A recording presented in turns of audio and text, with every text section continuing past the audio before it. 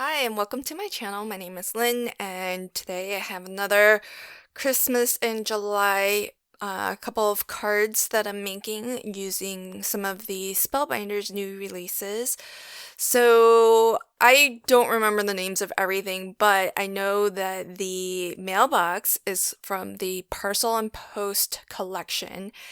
And this plaid panel, so cool. So this is called Plaid Tidings. I have a separate video on all of the Glimmer prep work that I did for this and several other videos. And this panel in particular is double foiled. So I foiled the one time using the Plaid Tidings Glimmer plate in red foil. And then I foiled a second time, but I used the leftover piece of green foil that I had after glimmering the first time in green on a different card panel. I used the leftover green piece, lined it up as best I could. You're not going to be able to get it super perfect, but I got it fairly good. There's a little bit of an offset where you can see some white.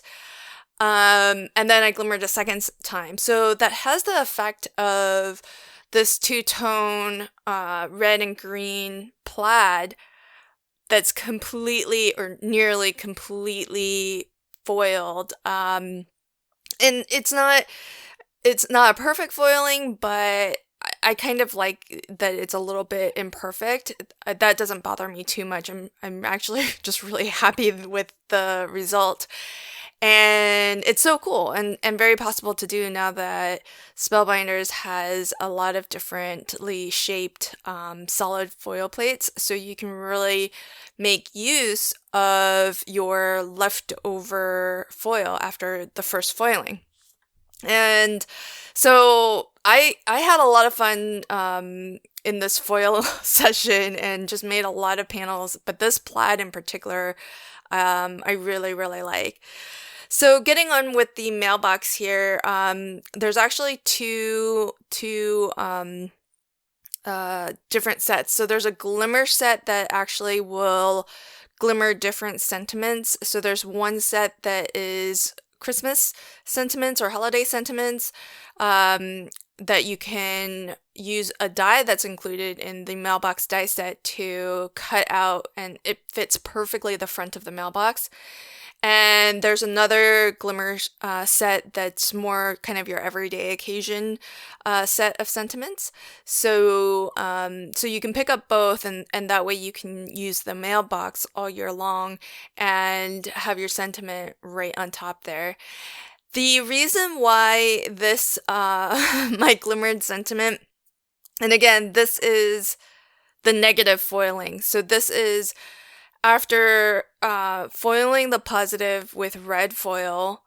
I took the leftover piece of foil and used one of my solid shaped plates and foiled onto a second piece of cardstock. But the reason why it looks so distressed around the edges is because I actually did this by mistake. I had prepped a lot of my panels, glimmer panels and sentiments and whatnot, and then when I went to use it, I took the die from the mailbox set to die cut this out, but I didn't realize that I hadn't yet peeled off the plastic from the foil, and I ran it through my die cutting machine, and when I pulled it out, that's what happened. Now, I don't know if it would have happened that way, if it would have looked that way anyways, but I kind of like that distressed look around the edges. So I'm gonna have to remember that, because I actually might intentionally do that in the future just to get that nicely distressed edge. So moving on to my next card. This one again features the Plaid Tidings foil glimmer, and with this one, this is the negative. So I've already foiled the one time on white cardstock. That was the previous panel that you saw. This was the leftover red panel that I'm going to use on its own. And so I really love having these solid foil plates because it just gives you so much, uh, so many different looks and zero waste on your foil or very little waste on your foil because now you can just use everything because especially with a pattern like this, there's not really a large enough section to save to do anything. But having the solid shaped foil pieces, you can use the entire thing and have another gorgeous panel to work with.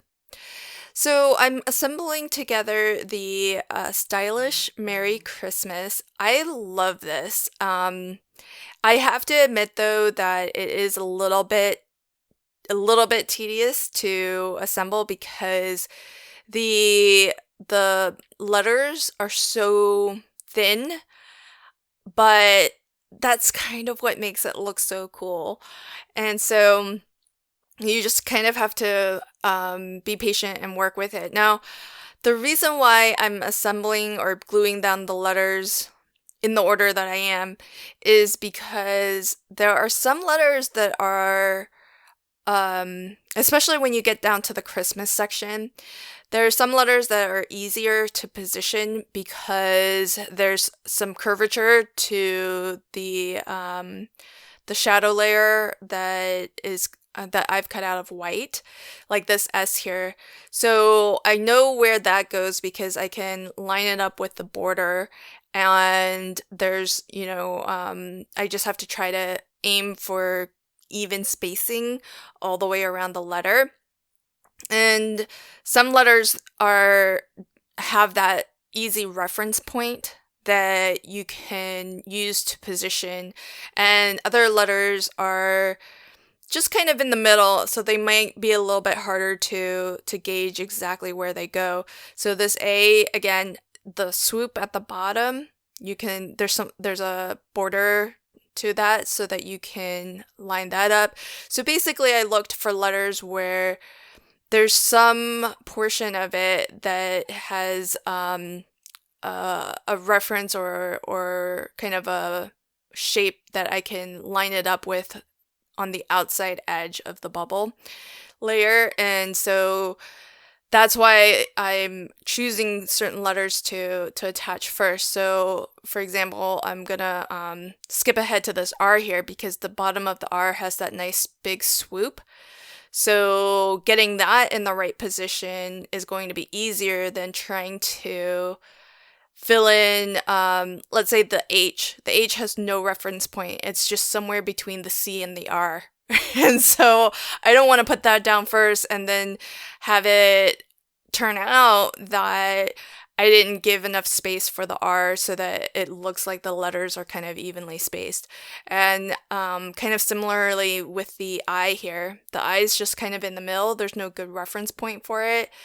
The T barely has a reference point, and so I'm skipping that one too. But the S I know needs to kind of sit inside the swoop of the R. So so that's why I know, where the S needs to go. And then I'm gonna kind of fit everything else around that. So it takes some patience and a little bit of time, and I approached it with kind of a strategy because all of the letters are individual. You kind of have to find whatever works for you in terms of how to figure out where to place these letters because they're not all attached to one another. But I do like the versatility of having all of the letters separate because if you wanted to just use the letters on their own and not actually use that bubble layer, you could definitely do that, and you can play with the placement and configuration on your own and maybe create some other stylistic look.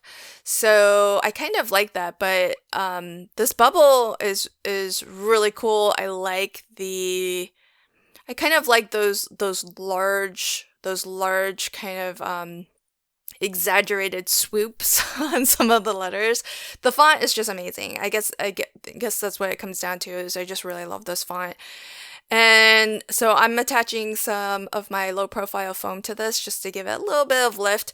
This is going to be a pretty simple card to make, but I think that when I use foil and glitter, cardstock, and the like, I kind of like to keep everything else on a slightly simpler side, just because I think those papers are just so pretty on their own. So the plaid foiling is lovely. The Merry Christmas, I've actually die cut that out of red glitter paper. So you have a lot of texture and shine and just different look just with the paper choices. And so I don't mind keeping the card a little bit simpler and just have that sentiment and the beautiful papers.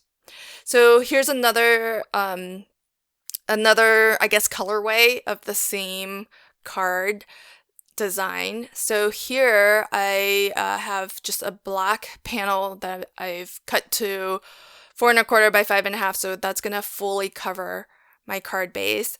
And I've just got some gold. It's not plain gold, it's a gold that has a little bit of, I'll leave a link to it in the description box below. It's got a little bit of like iridescent shimmer to it, and so that's again using the plaid tidings, and that's the positive. That's the way the positive image by itself, not double foiled.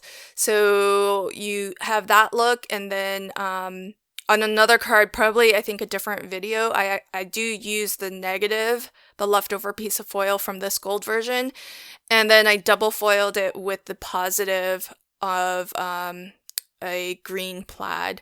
So I really, just between, doing, what was it, like, I think it was 3 different colors, red, green, and this gold, I got, I think, 5 different foilings from that, 5 or 6. And so it's kind of addictive to just create these background foils, because you can use them for any occasion, this plaid tidings. And I just really like the double foiling technique of layering the positive of one color with the negative of another color. It just, I'm going to be looking at some of my other background Glimmer plates and seeing if how they would look double foiled like that as well. So I'm adding just a touch of Love from Lizzie's pinstripe stickers. I have a lot in the gold color, and the one that seemed to work the best was the glitter pinstripe stickers. And I'm using the very thinnest, and normally you don't have to cut. These are all pre-cut. It looks like a solid sheet, but they're all pre-cut, and they come in different widths.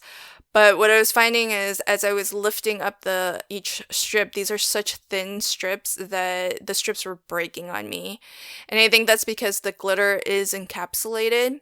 So just running my craft knife through helped to just, cut through a little bit of that, whatever they use to encapsulate the glitter. And that helped to release it better. So here are the 3 cards that I made today. So these 2 are the same in design, but that kind of shows you the positive and the negative of the plaid tidings. And this shows you the double foiling of plaid tidings combined with the parcel and post mailbox. Thanks so much for joining me today. If you like this video, please consider liking, commenting, and sharing. And if you want to catch new videos as I post them, consider subscribing to my channel and ringing the notification bell. Thanks so much. Until next time, happy crafting and have a fantastic day. Bye.